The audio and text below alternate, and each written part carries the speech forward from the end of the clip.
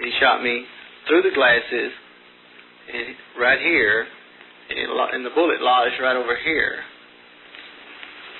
Mr. Reynolds, who knew about your questioning by the FBI between the time that you were actually questioned by them and the time that you were shot 2 days later? Just friends and, of course, my family. The Commission concluded on page 663 of its report that it was wild speculation for anyone to think that there might have been a connection between the fact that you were shot in January and the fact that you observed the gunman flee from the Tippett scene. What is your comment, sir? If they would catch the man and prove that he did do it, we could figure out from there whether he was connected or not. And until then, I don't believe anybody is smart enough to say whether it is connection or not. That's one of the examples, and there are many others. Bill Hunter was shot through the heart in the police station out in Long Beach, California. Jim Cody on the Times-Herald was killed by a karate chop to the throat in his apartment in Dallas. And the man that was the most likely suspect was not even indicted for the murder. The death of Tom Howard is a very strange one. They said he died of an apparent heart attack. There was no autopsy. But I know personally that Tom Howard was acting very strangely 3 days before he died.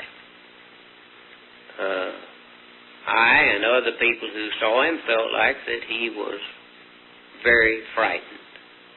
3 days later, he was dead. Now, he was the man who saw Jack Ruby first after the killing of Oswald. Well, whether these deaths are related to the assassination or not, does the fact that witnesses have died in this fashion tend to make it more difficult to secure statements from those witnesses who have survived? Certainly, there is very little evidence, first-hand evidence left with the erasing of the lives of Tippett and Oswald and these other people who had first-hand conversations with either Ruby or Oswald. That has made the gathering of evidence very difficult. And the continued threats on these people who still have evidence makes them hesitant to talk, and it makes anyone trying to do investigative work very, very difficult. Do you know of any witnesses, commission witnesses, who were threatened before they testified before the commission? Mrs. Clemens was one. She witnessed the killing of Tippett. Mrs. Clemens, where were you on November 22nd, 1963? I was working for Miss Smotherman, 327 East 10th, just down the block from where Tippett was killed. Did you know Officer Tippett? Yes, I saw him pretty many times. And did you hear the shots? Yes, I heard the shots. And what did you do?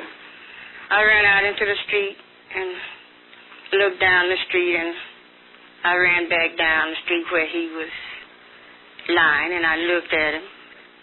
Now, when you heard the shots and you went out of the house, did you see a man with a gun? Yes, I did. What was he doing? Oh, he was reloading it. When I said he was reloading his gun. And how would you describe that man? Well, he's kind of chunky. He's kind of heavy. He wasn't a very big man. Was he tall or short? Yeah, he's kind of short guy. Short and heavy? Yes. And was there any other man there? Yes, there was one on the other side of the street. All I know, he tore him the gun. Mrs. Clemens, the man who had the gun, did he make any motion at all to the other man across the street? No more tore him the gun.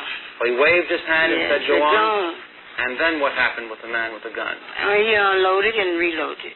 And what did the other man do? Man kept going straight down the street. And then did they go in opposite directions? Yes, they was. They wasn't together. They went this way from each other. The one done the shooting went this way. The other went straight down past street that way. What was the man who did not do the shooting, but the man who went in the other direction from the man with the gun? What was he wearing, if you remember? Well, first I remember he looked like light khakis and a white shirt. And was he tall or short? He was tall. And was he heavy or thin? He was thin. But the one who had the gun, seconds after Tippett was shot, he was short. Yes, he was short and kind of heavy.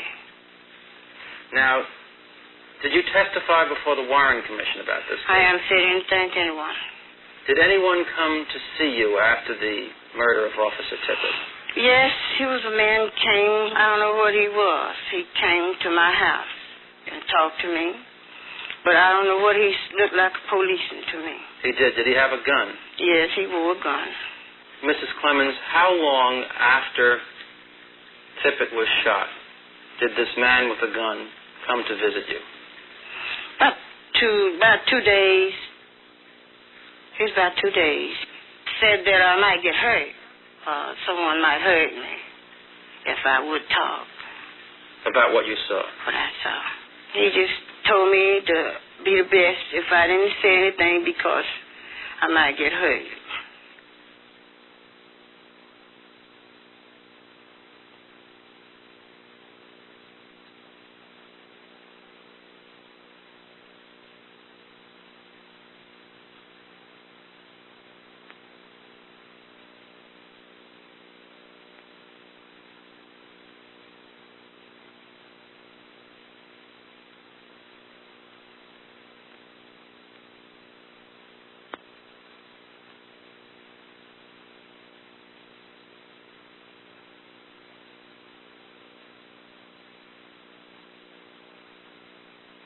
I would love to see a computer faced with the problem of coming up with the probabilities of the assassination taking place the way it did, with all of these strange incidents that took place before and are continuing to take place after the assassination.